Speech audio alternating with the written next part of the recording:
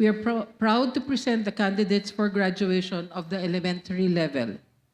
They are presented to us by their homeroom teachers, Annabel Makuha and Nancy Payad.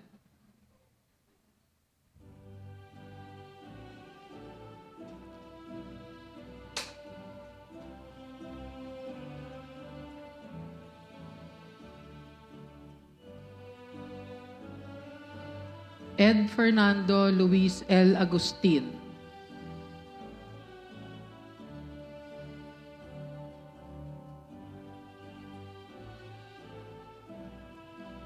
Pai Carmela P. Basilad.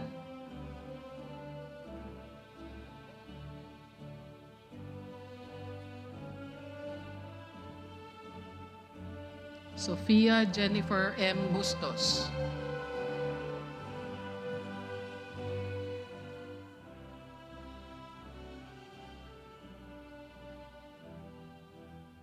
Alfonso Inigo Z. Caido.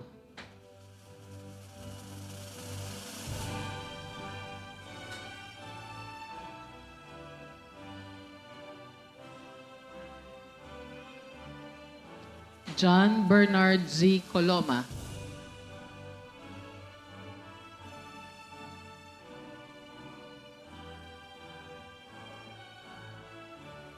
Mary Carlin Z. Coloma.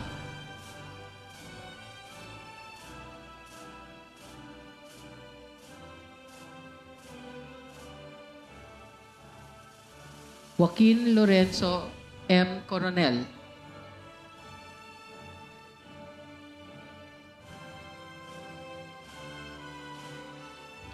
Matthew Vincent B. De Guzman.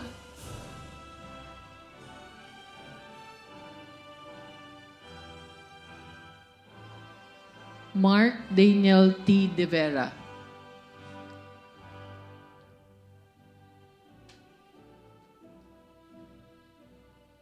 Fritz Bennett R. De La Torre.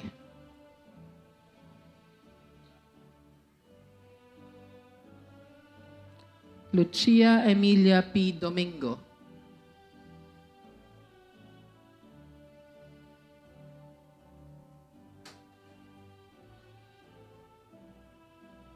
Anika Aranea G. Ferriols.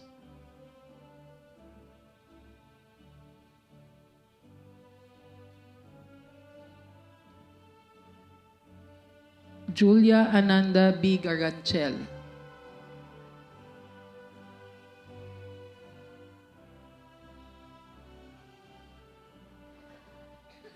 Anton Xavier F. Godinez.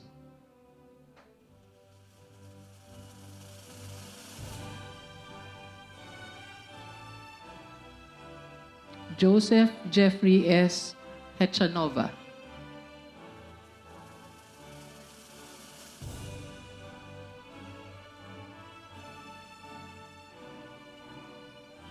Kim Yumi L. Hidalgo.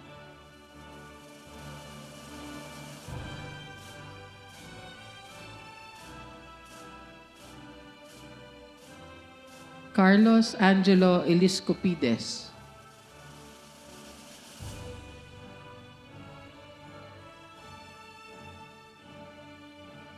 Josephine Linray Isabel B. Jimenez.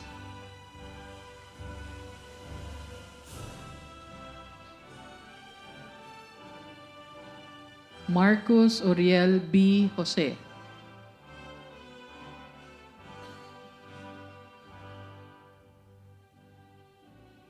Ramon Alfonso C. Jose.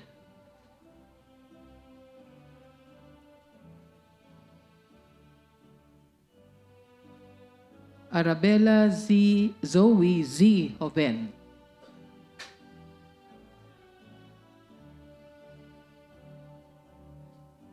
Gabriel Inigo E. Lansangan.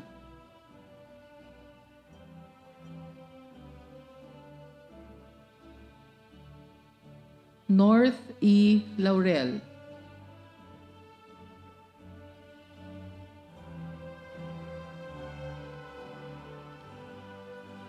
Denson Clyde R. Lim.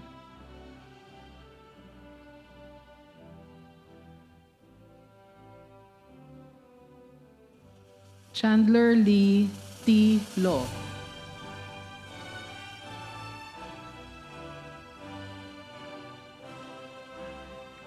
Amir Hussein A. Mangorangka.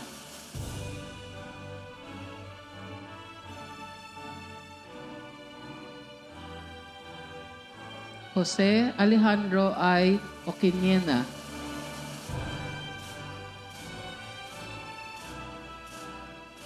Maria Rafaela P. Oquiniena.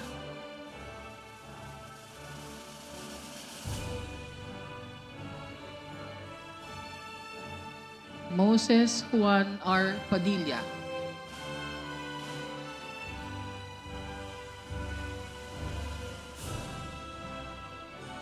Javier Luis Q. Romanilos.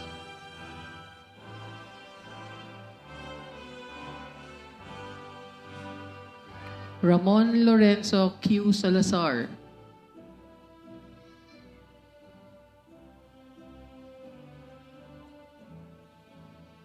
Miguel Antonio L. Sanchez.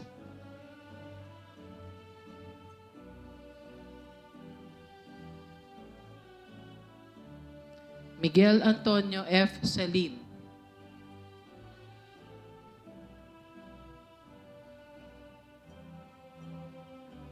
Katrina Rose Serrano.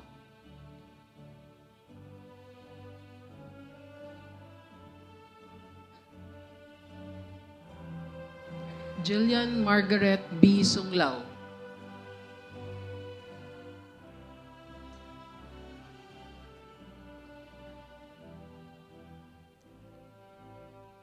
Robert Ludwig V. Tan.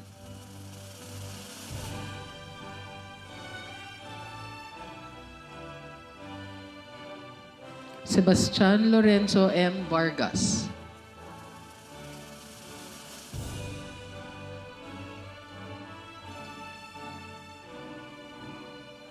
And Luis Alexander M. Vergara.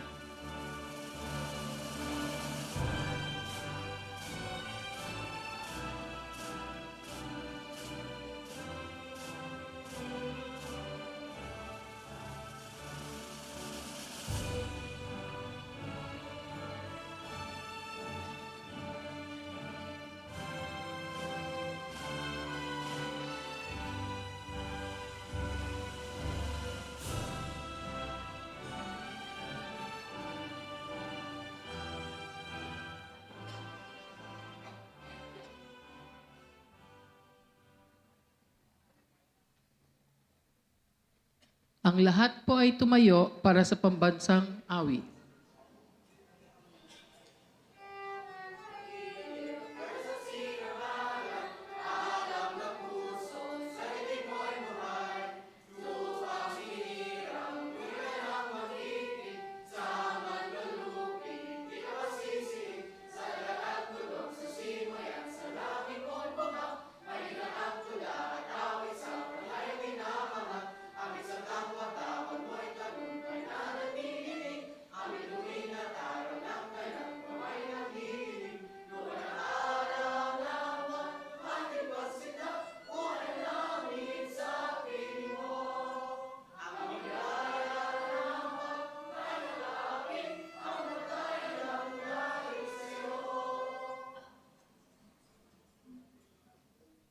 Maraming salamat. Pwede nang umupo.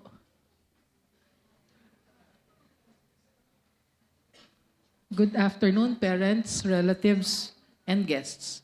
Welcome to Batch 2019 Celebration of Growth. It is always important for us to ensure that our graduates take center stage on this occasion. Part of the COL tradition is a collective effort to prepare a message on behalf of the graduating class. So, a speech writing committee composed of some members of the class is organized. 2 representatives are then chosen to speak on behalf of the class. I would now like to call on Kim Yumi L. Hidalgo and Ramon Lorenzo Q. Salazar to share their message on behalf of the 6th graders. Both Kimmy and Enzo have been with the community since 1st grade. Good afternoon, ladies and gentlemen, guests, fellow graduates, teachers, and our dearest parents. We welcome you today to one of the most special milestones in our lives.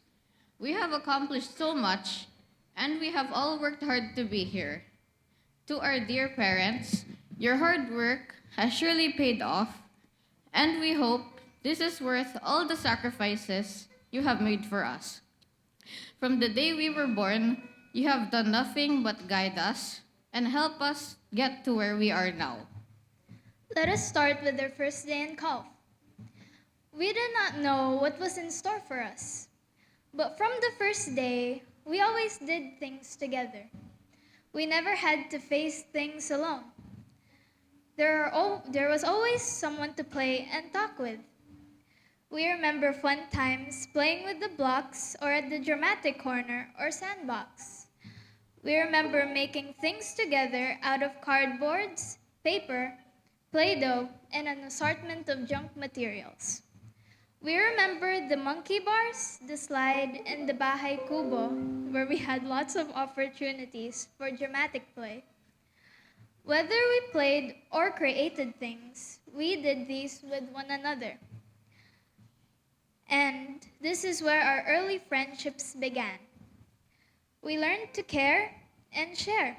We learned to help one another. We remember storytelling and how fun it always was to listen to stories. We also remember inviting family members as our storyteller for the day. We recall doing simple experiments, like placing objects into a tub of water to see which ones sink or float. We remember playing board and card games. We remember preparing and selling food every year during the Cook for a Book event. We particularly remember preparing chicken a la king, apple juice, chocolate chip, and banana pancakes. We may not have fully understood what the fundraising was for back then, but this did not stop us from doing our job seriously. We were in 6/7s when COLF transferred to San Juan. We were excited to move to grade 1, but anxious at the same time because we were moving into a new environment. We missed a lot of things in Castilla, but somehow we knew new adventures awaited us in Montessori Lane. As we grew older, tasks became harder and there were more challenges to face. There were more group projects to work on. We did not always agree on things, so we had to learn to fix our problems and respect our differences.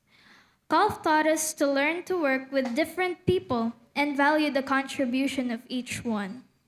Yes, we disagreed, but at the end of the day, we would always work out our differences and remain friends. We remember our field trips in middle school. In grade 1, we went to San Mateo and harvested singkamas, which we brought home to our parents. We also visited many places in San Juan, including the San Juan City Hall. In grade 3, we went on a field trip to Bulacan and Malabon. We learned a lot about how people lived and worked in these places. We experienced our first dance Olympiad competition in the hip-hop category in middle school. We choreographed our dance and we won. We also learned Filipino folk dances in grade 4. We remember that boys and girls initially felt awkward holding each other's hands. But eventually, we all got used to it. Upper school brought even more new experiences. While we also had committee work in middle school, we were expected to do a lot more for our committees in upper school. There were more committees to choose from, such as the Infocom, Performing Arts, Green Thumbs, Artists Pool, Networking, and the Community Partnership. We planned activities that could help make the school a better place for learning, where we can hone our talents and improve our weak areas. Committee time also provided us a chance to get to know and work with other members of the section. We also had a chance to be ates and kuyas to the younger member of our school community during MI Fair. We facilitated play activities for them and really prepared hard for these. We tried to be good role models for them. High school students, in turn, did the same for us. We were thrilled to visit their unique booths and try out the activities they prepared. These activities helped us learn more about ourselves and other people. And how can we forget the refreshing snow cones that they sold at the Food Smart booth? In grade 5, we learned about ancient China and the Filipino-Chinese settlements in the Philippines. Our field trip to Binondo and the National Museum of Anthropology made our study of Philippine history and culture even more meaningful. We learned about our Filipino heroes and how hard they fought for the freedom of our country. In COLF, we learned to be responsible students. We learned that it is important to see a task through to completion. It was not always easy to manage our time, and sometimes we panic when tasks start to pile up. We also learned to challenge ourselves to come up with our best work. We are aware that we are all unique. COLF has helped us become aware of our individual strengths and weaknesses. We had plenty of opportunities to build our strengths and put them to good use when we work on our group projects or do committee work. We were motivated to work on our weaknesses and helped each other improve our skills. We were not limited. We were allowed to think outside the box, to think of possible solutions to problems, different ways of doing things. We could openly share our ideas and ask questions no matter how crazy they may seem to be.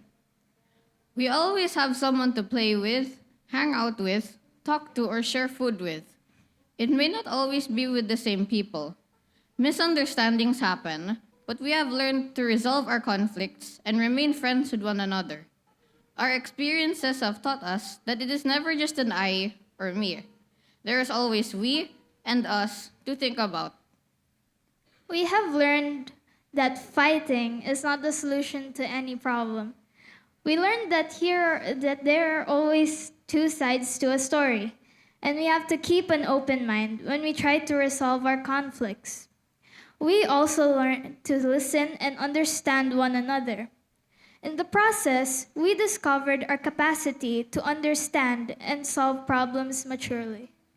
Soon, we will get our diplomas, and we will officially be in high school.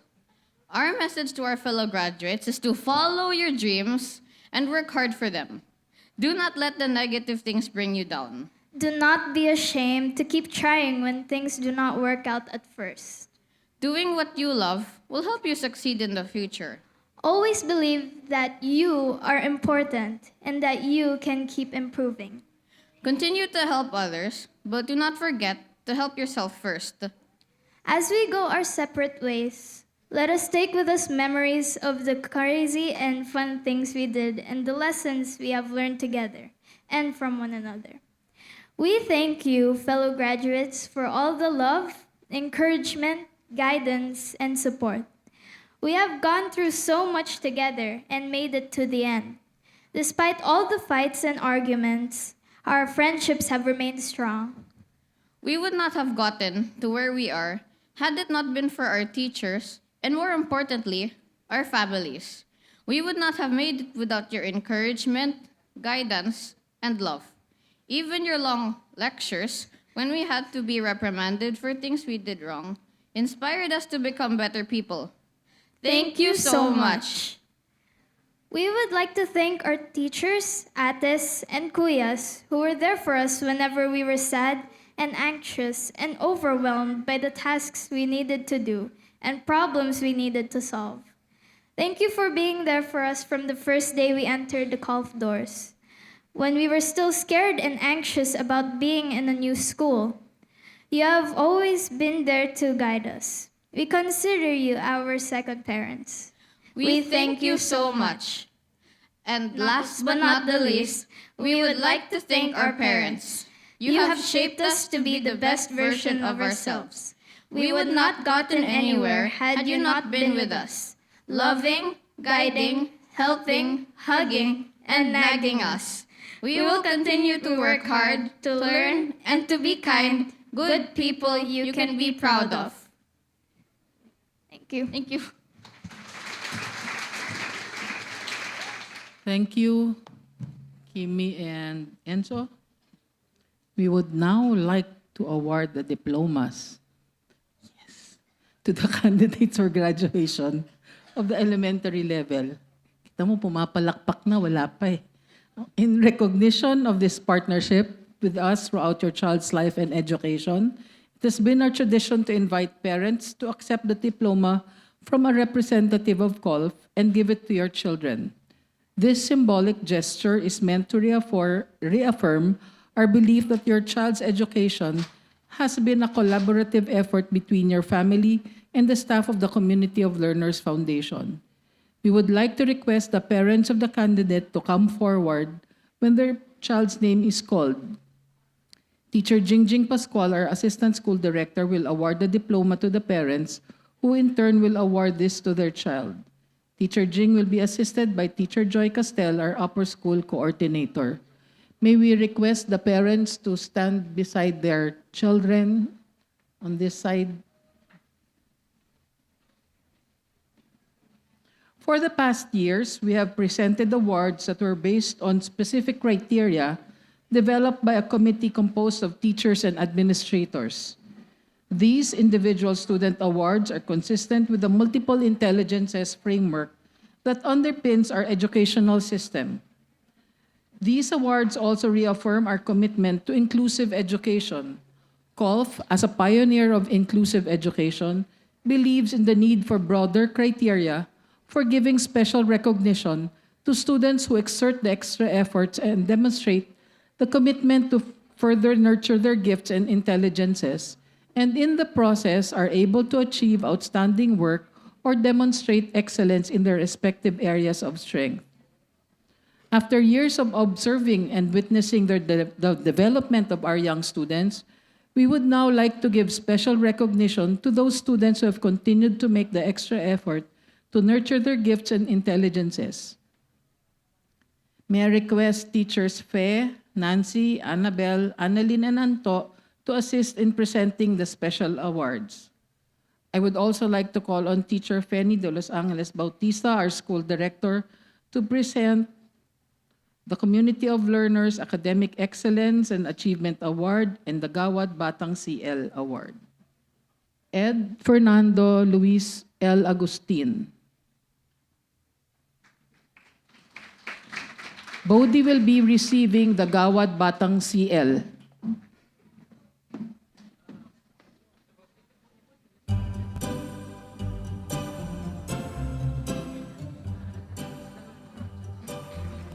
Ang Gawad Batang CL bilang isang pagkilala sa kanilang bilang mag-aaral na kumakatawan sa mga simulain at adhikain na itinataguyod ng Community of Learners. Pai Carmela P. Basilad.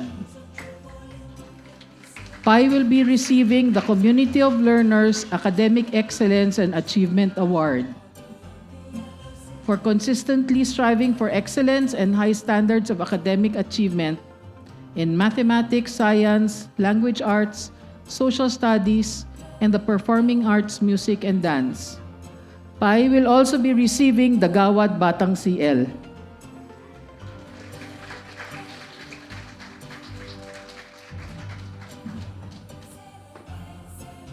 Sophia Jennifer M. Bustos.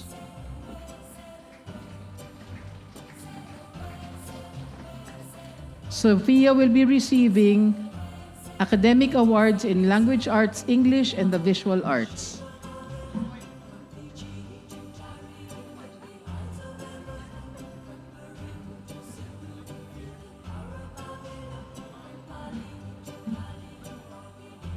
Alfonso Inigo Z. Caido.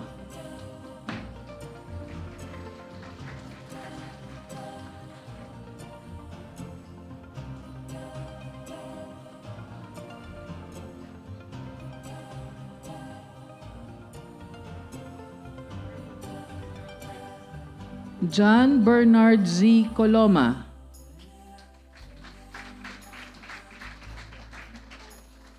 Robbie will be receiving an achievement award in the performing arts dance.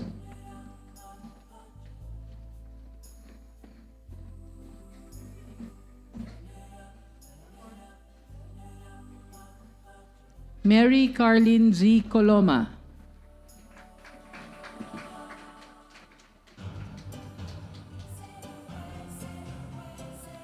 Carly will be receiving an Achievement Award in the Performing Arts Dance.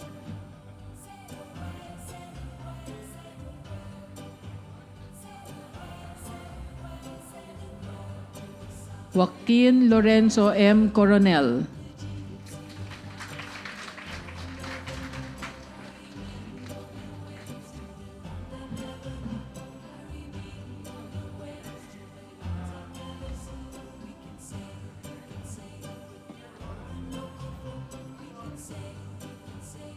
Matthew Vincent B. De Guzman.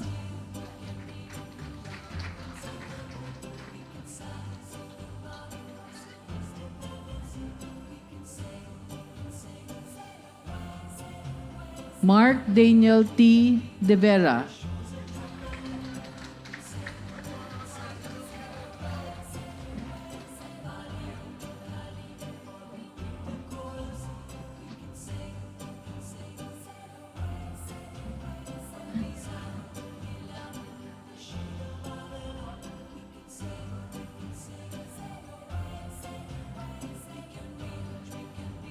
Fritz Bennett R. De la Torre.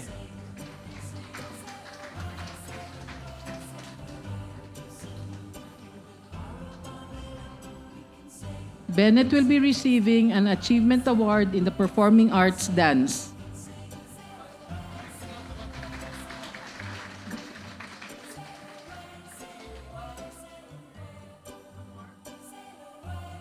Lucia Emilia P. Domingo.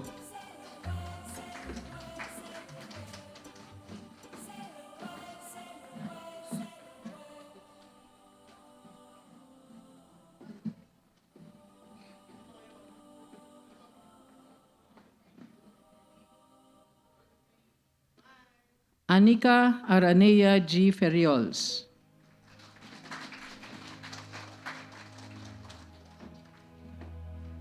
Anika will be receiving the Community of Learners Academic Excellence and Achievement Award.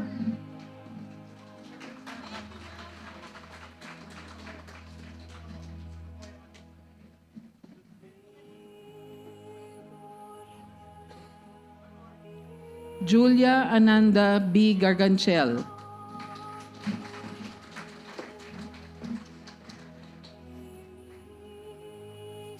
Julia will be receiving academic awards in language arts, English, social studies, and the visual arts.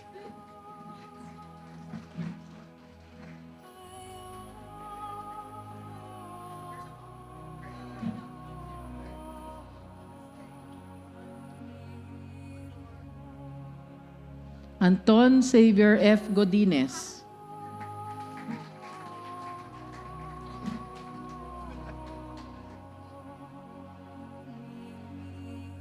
Anton will be receiving the Academic Excellence Award.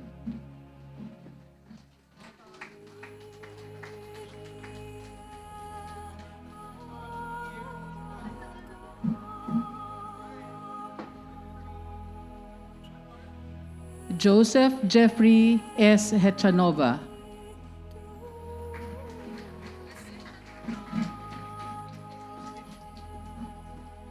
JJ will be receiving academic awards in the visual arts and in the performing arts music and an achievement award in the performing arts dance. JJ will also be receiving the Gawad Batang CL.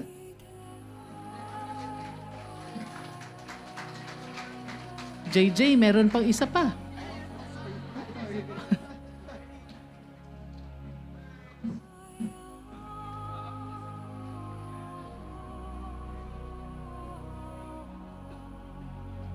Kim Yumi L. Hidalgo.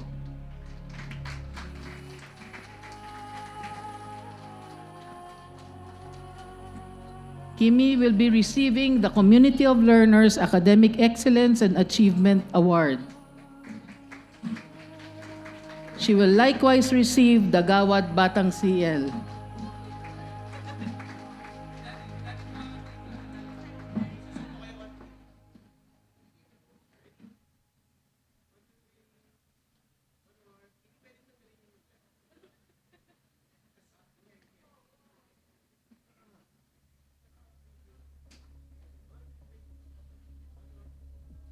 Carlos Angelo Eliscopides.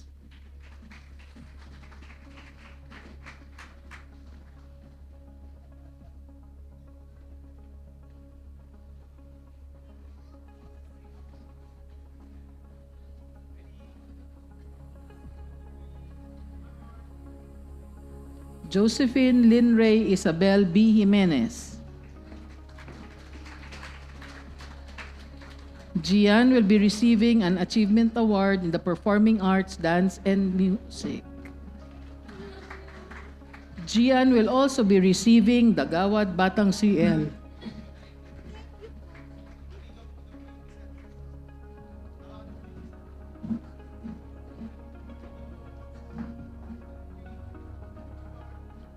Marcos Oriel B. Jose.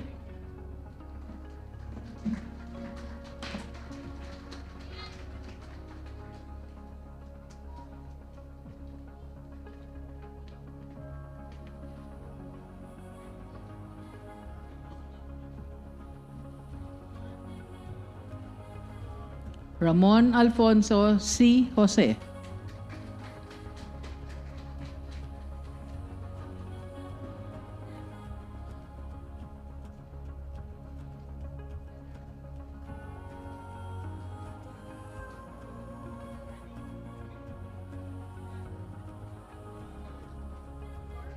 Arabella Zoe Z. Joven.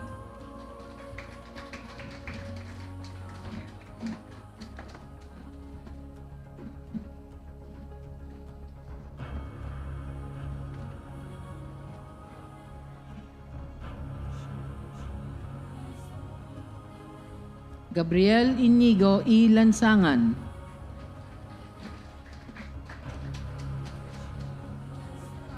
Inigo will be receiving academic awards in language arts, English, and mathematics.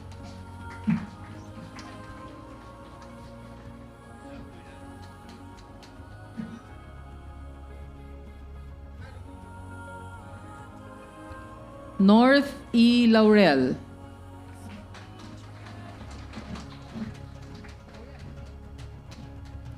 North will be receiving an academic award in the visual arts.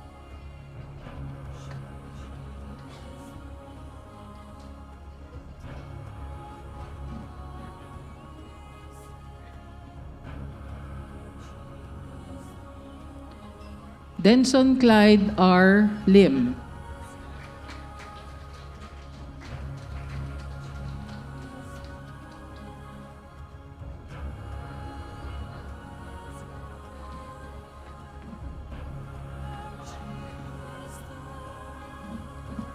Chandler Lee T. Lo.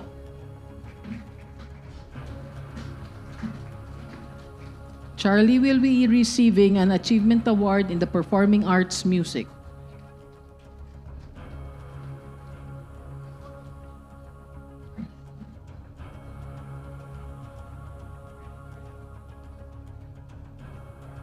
Amir Hussein A. Mangorangka.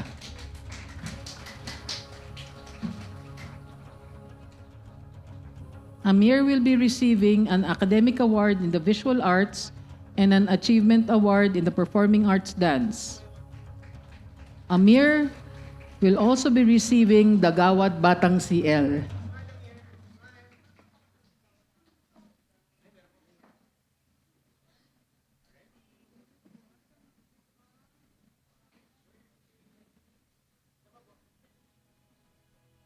Jose Alejandro I. Oquinena.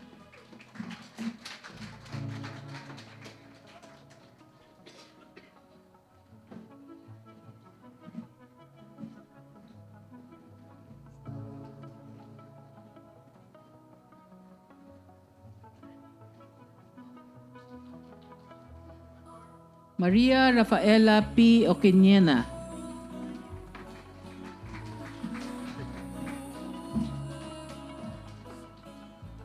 Pia will be receiving an academic award in the visual arts.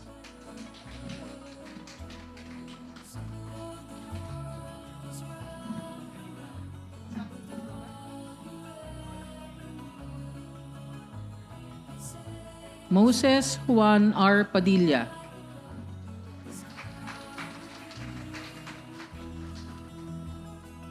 Mo will be receiving an achievement award in the performing arts dance.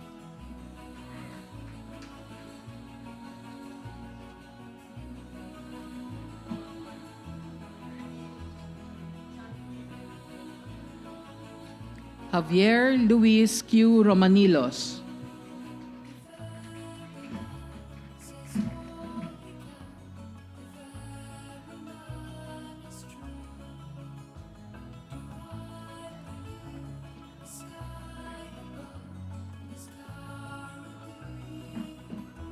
Ramon Lorenzo Q. Salazar.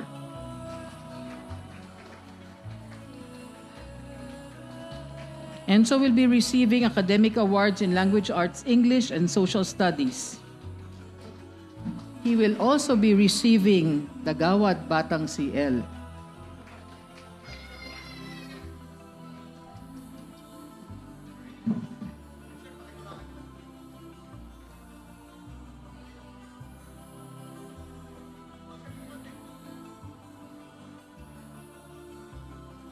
Miguel Antonio L. Sanchez.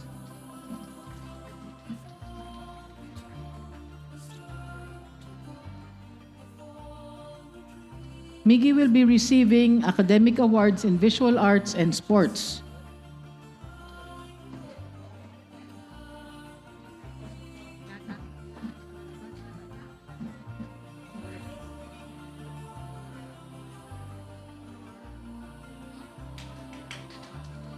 Miguel Antonio L. Selim.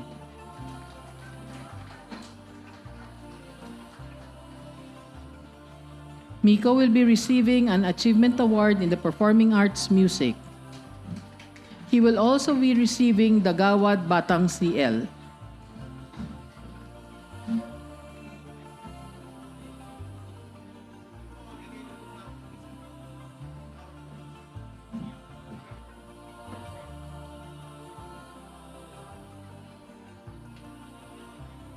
Katrina Rose Serrano.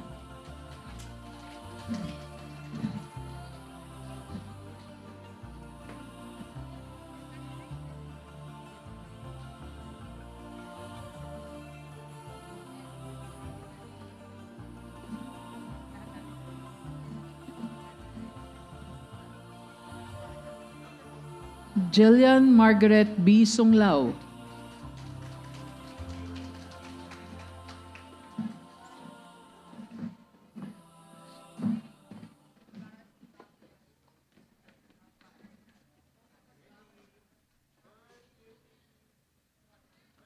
Robert Ludwig V. Tan.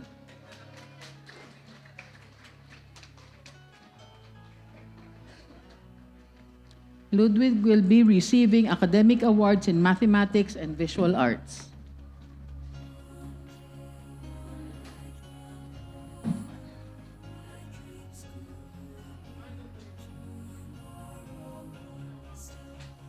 Sebastian Lorenzo M. Vargas.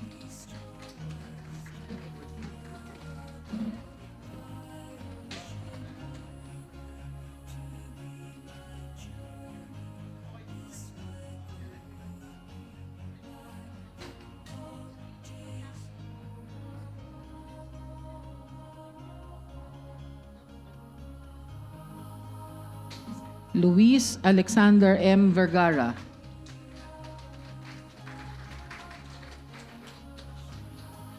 Luis will be receiving the Community of Learners Academic Excellence and Achievement Award.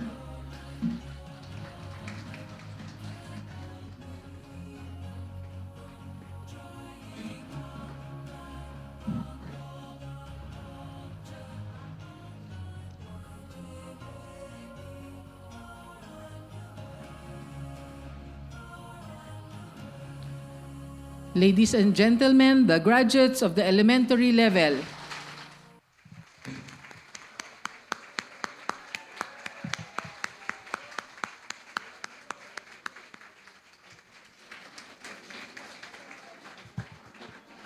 One of the most important lessons we strive to teach our children is to express their gratitude for all the blessings they receive and for the people who care for them. Doing so in ways that involve personal effort makes it more meaningful. This, rather than simply performing to share their talents, is the real context for the traditional performance by graduating classes of COL from the very first years. We want our graduates to take the opportunity to show their appreciation and gratitude for the many years of love and support you have given. In keeping with the COL tradition of every graduating batch, preparing an original composition that they work on during their music class, here are the 2019 grade 6 students to sing their original composition. This will be followed by their dance, which for most of them represents a second year of partner dancing in their dance classes, which are part of their physical education program. We are also proud to announce that the pioneering batch of the middle and upper school dance team who train intensively in jazz and contemporary dance with teachers Mark and Ola belong to this batch. So here, this afternoon are the grade 6 graduates with a gift to you, their families of song and dance. Your turn.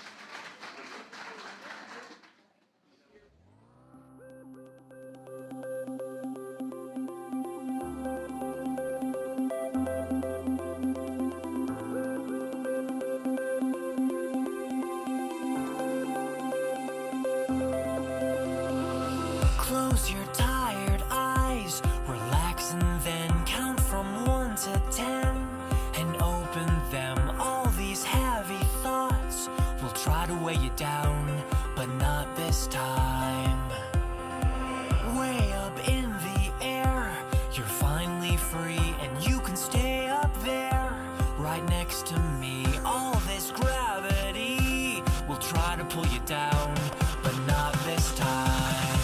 When the sun goes down and the lights burn out, then it's time for you to shine brighter than a shooting star. So shine no matter where you are. Fill the darkest night with a brilliant light, 'cause it's time for you to shine brighter than a shooting star. So shine no matter where you are. Tonight,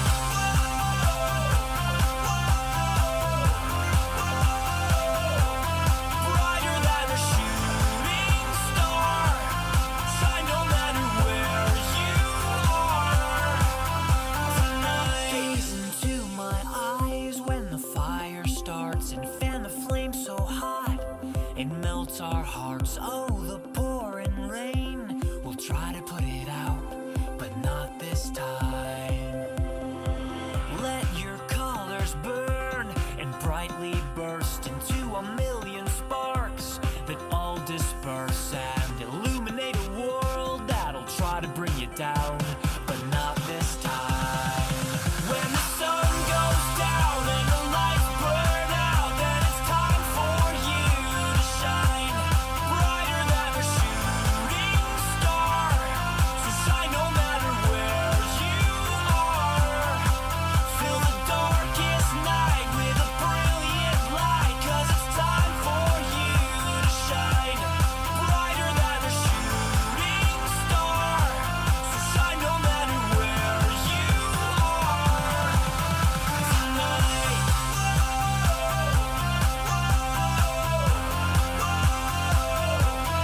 brighter than a shooting star. Shine no matter where you are. Tonight, 1,000 heartbeats beat in time and makes this dark planet come. Thank you, graduates. You may sit down again. Now it's our turn, your teachers. The teachers of the community of learners would like to offer the gift of song to our 6th grade class and to their families who have been our partners in this exciting journey of your children as learners.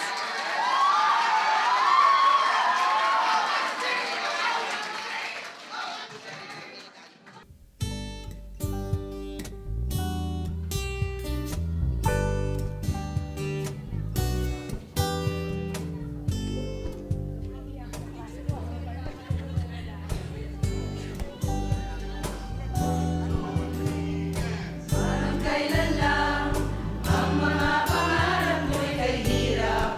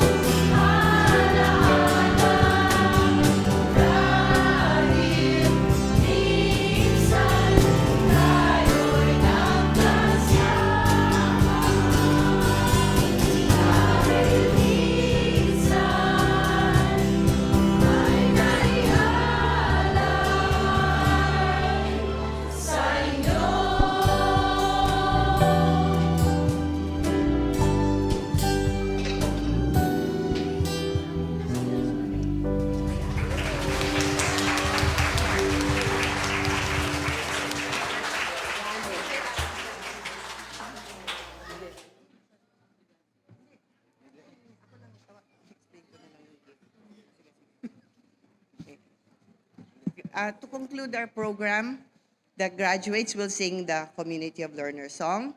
Before that, I'd like to explain that it's also a tradition that we give each graduating student a token. And this, for the grade 6, we're giving you the kubing. It's a juice harp. The kubing is a Filipino instrument that you play. I-YouTube nyo this summer, aralin nyo. Pero what's important, why did we choose the kubing? Because it is a form of communication among indigenous peoples. It's an intimate form of communication, in fact, among family members and loved ones. Our message to you, our dear graduates, is as you start your junior high school and on to senior high school, communication is so important. You must always keep those lines open, especially with your parents, with your older and younger siblings, with your teachers, and your friends. And know that you are never going to be alone. Just like the kubing is used as they walk through the forests, you can also count on us to help you ward away the challenges of adolescence and growing up. For the parents, we also gift you with a worry doll of your own. In the Peruvian tradition, the worry doll is put under the pillow to help you deal with all the worries of parenting and growing up. So you have your personal worry doll from us. All these gifts are handmade by the COLF staff as a token of our love for our graduating students in this transition year. Okay, so graduates, thank you very much for your participation. From the final CL song, we'll proceed to the pictorial and then the merienda. Okay, graduates, let's sing our CL song.